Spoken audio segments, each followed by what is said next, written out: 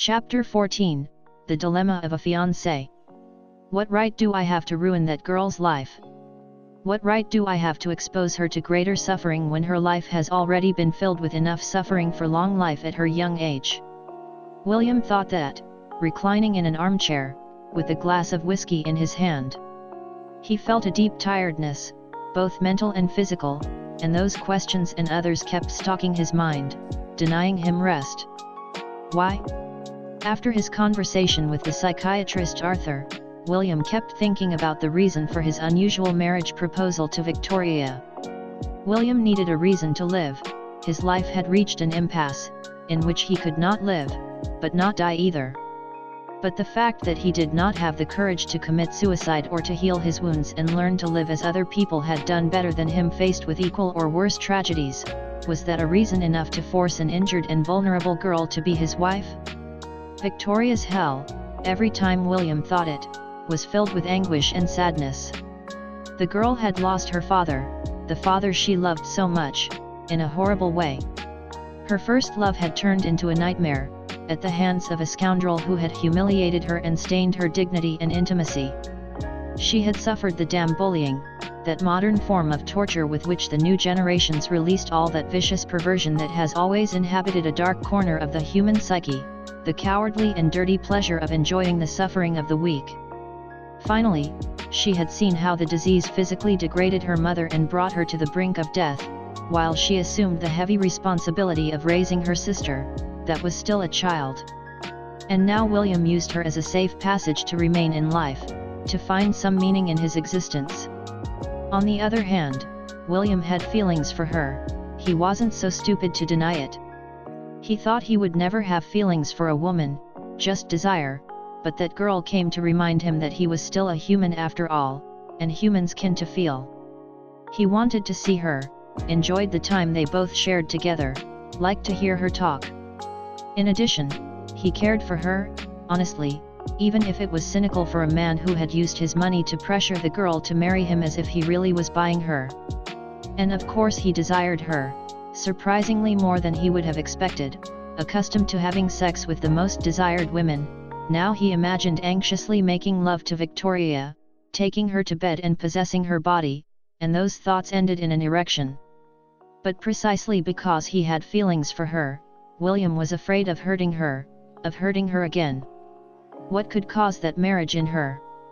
Everything could go wrong, terribly wrong, and in the process both could suffer a lot, but at least he was a man who had a lot of past, who could resign himself to living a hopeless future, to suffer a definitive and immediate sunset for his life, but she was just beginning her life. They were hours of uncertainty, bitter thoughts, indecision. At that time Victoria would be living her bachelorette party, that party that her female friends had been determined to give her, with a weak resistance from her, that after all, she was still a young lady. William smiled between amused and sad, thinking about the fun of Victoria and her friends at the party. He imagined the girls surrounded by male strippers, something that surely would not be missing, especially thanks to Hannah, and when he imagined it he could not help feeling a pang of jealousy. Feeling jealous, that was definitely the most reliable indication that he was in trouble. William walked from one side of the house to the other, sat down and then stood up again, drank glass after another of whiskey. If only life were perfect, if the world were correct. Then he would be a much younger man, of Victoria's age, or she would have been much older, of his generation, and among them, there would not have been so many years of difference. But, above all, those tragic events in their respective pasts would not have occurred, and then they would not be people injured and tormented, with the darkness interposed between them as an impassable wall built on anguish, fear, and pain. In a perfect world they would simply be a man and a woman who met casually, who felt a mutual sympathy and sexual attraction, who had a first date and as that went well, had many other dates, and so they continued the ordinary path that all couples in the world travel until they reach this moment, in which both would be excited a few hours before their wedding. Even he would also have his own bachelor party, although he already had one many years ago, before that first wedding, a marriage that turned into a nightmare. If the world were perfect, but if the world were perfect, his child would be alive, to begin with. Remembering his son, his soul sank into that hellish, terrifying darkness of that bottomless pit of fear, pain, and hate. Do I have the right to take Victoria to that place? The question tormented his head again, and a thought that distressed and irritated him tried to break through. That thought was to give Victoria freedom. He could break the agreement unilaterally, and he could give her all the money he would have given her if both had married and remained married for at least 5 years, as was the original condition of the contract. He could turn her into a multimillion-dollar woman, and give her the freedom to follow the path she wanted, and perhaps find a man who would make her happy and both would build a healthy life for her, or at least have the power to exercise free will and take care of the well-being of her family. He had the power to do it, and it was surely the most decent thing he could do, but not necessarily what he wanted to do. He felt that giving up on her would be very painful, that it would fill him with sadness and return him to his original despair, but in this crappy world, it was the price to pay to do the right thing. But he had to do it now. He had to do it now that the idea seemed to be strong in his head and that he was momentarily determined to do it. He had to do it before his selfishness was greater than his concern for her. Anxious, he quickly picked up the mobile phone and prepared to call Victoria to announce that he was going to cancel the commitment. For a brief moment he thought of the displeasure he was going to cause to Victoria, the same night of her bachelorette party, but he forced himself not to falter in his determination. His hands were shaking, a part of his mind shouted at him not to do it, but his sense of duty, which had guided his life until the death of his son, was very strong and it struggled to take control. But at that moment, and to his surprise, the ringing tone rang and he realized that Victoria was calling him. His heart raced and the mixed feelings went wild inside. His finger pressed the key to respond. "Hello, Victoria," William said, trying to calm down. "Hello, William," Victoria replied hesitantly. "How are you?" She added. "Well," William lied, "and you? How is your party?" Through the phone, William heard how Victoria laughed in a somewhat exaggerated and childish way, and because of that and Victoria's particular tone of voice, he deduced that she had drunk a lot of alcohol, and could not help smiling fun.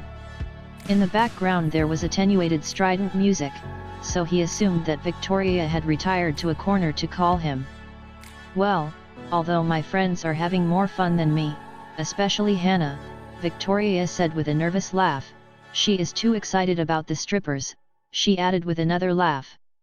"And you're not excited about them?" William asked with a mocking tone and a slight hint of jealousy. "I do not deny that they are hot, but it is not my style. There is currently only one guy in my mind," Victoria answered sincerely in the middle of her drunkenness. "And who is the lucky one?" asked Joker William, but with repressed emotion. "You, it's you, fool," Victoria replied excitedly. There was a silence while both were assaulted by emotion. "I needed to call you now, even if I had to escape from the party and my friends, and even if I was drunk, because I need to tell you that I am happy. I am really very happy, and although that may sound silly, for me it is not, and probably for you neither. Most people, I don't know, but most people wouldn't understand. They wouldn't understand how valuable simple and normal happiness for some people. Normal people with their normal lives, have sad moments and happy moments, have seasons of joy and other seasons of sadness, but everything is very light, very ordinary. Few people have lived a hell as dark as mine or yours. That is why few people can really appreciate happiness, the desire to laugh or just smile, the feeling of waking up and waiting with enthusiasm and joy for what the day will bring. Thanks to you, I have recovered that, the desire to live and discover what my daily life holds for me. Because with you I feel that I have something similar to a normal life again, a life in which laughing does not require an enormous effort, but is something as common as eating or breathing." William listened in silence, seized by emotion, unable to say a word, listening to Victoria's confession, no doubt it stimulated by alcohol, but for that reason more sincere. Even things like this, from drinking to getting drunk and seeing the ass and the package to the strippers, things that girls of my age do, is only possible thanks to you, Victoria said and laughed out loud, making William do it too. God, I don't know what I mean. Yes, I know. I want you to know that I am very excited about the wedding, because I want to marry you. I want to live with you, I need you, and I want you to need me. I have never wanted something as much as I want this, as I want to be your wife. And I know that I will regret speaking so much when my drunkenness is over, but I do not regret what I feel. Because I am happy and I do not want to stop being it. My dream is to have an ordinary life, with its small happy and other sad moments, but with you. I want to be with you, to wait together what brings us every day. Is it stupid, William? She asked anxiously. No, darling, it is not stupid, for me, it is not, William replied with a broken voice and wiping the tears from his eyes with the back of one hand while holding the phone with the other hand. I am also anxious to start my life with you. This marriage, now is my reason for living, and I just want to live with you, he added. I'm so happy to hear you say it, William, Victoria said with tears and laughter. I have to say goodbye because I already hear Hannah calling me screaming, see you soon. See you soon, Victoria, William replied and then heard Victoria hang up the phone. William sat in silence, in the middle of his living room, pondering on the mockery of fate. Now he knew there was no going back, what in a frenzy of madness he had started and that just a moment before, he wanted to stop, was now irreversible. He was trapped by Victoria's charm, like a hunter who had been caught in his own trap. All his determination to end the commitment, to protect her, had collapsed, and his desire to possess her and not give up on her was stronger than ever. He could only wish it were for her sake, and although he had stopped faith for a long time, he was tempted to forget his anger with God to beg for her and for him. He leaned his head back, closed his eyes and allowed some tears to escape his eyes. The next day, in Bronzefield Prison, a small group of female inmates were working in the laundry. A woman of little more than 30 years old, obese and strong, with black skin and intimidating appearance, stared at a woman of about 40 years old, tall, with white skin and dark hair who folded some clothes. "Hey, child killer!" exclaimed the black woman. Another young woman, thin and with brown skin, grabbed the black woman by the arm trying to warn her with fear, but the black woman violently pulled her arm away. The white woman tensed and her face covered with a menacing gesture of hate. "I speak to you, child killer. I wanted to ask you something," said the black woman with irony and a mocking smile. "Have you seen the girl your ex-husband is going to marry? I saw her the other day in a magazine. She is a very beautiful girl, a very cute little thing.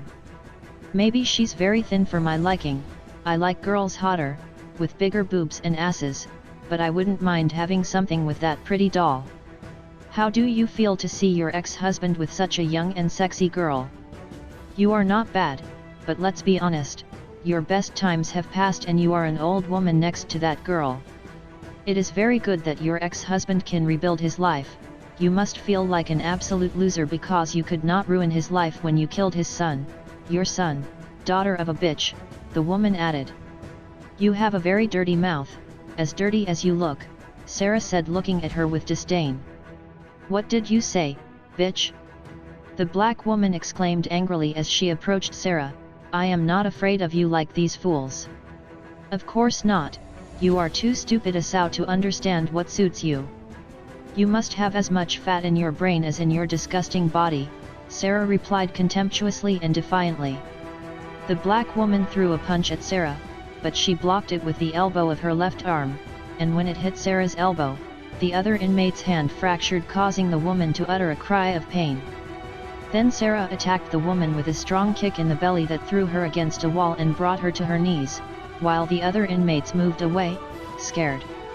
Without wasting time, Sarah ran to the woman and attacked her with a blow push with the knee of her right leg, which crashed into the face of the black woman, breaking her nose and teeth and banging the back of her head against the wall, causing the woman to fall collapsed, unconscious. But Sarah didn't stop and jumped up on the woman's head, her feet shod in sneakers crushing the woman's head. Then she began to stomp on the woman's head with her right foot, giving her terrible blows, while blood splattered the floor. Several female guards entered the room and tried to control Sarah, but she faced them in a brutal fight in which at least 2 of the guards were injured. Sarah also ended up hurt and was bleeding from her nose and mouth, while several guards managed to lift her up and take her out of the room while she stirred furiously. "I'll kill them all. I don't care, I have a life sentence. I'll kill you, William. I'll kill you and that girl. You'll never be happy with her, ever." The woman shouted hysterically while her screams were attenuated as they moved away through the hall in the direction of the isolation cell. For technical reasons, the names of some characters have been changed, such as Harriet's, which has been changed to Hannah, and Caroline's has been changed to Sarah.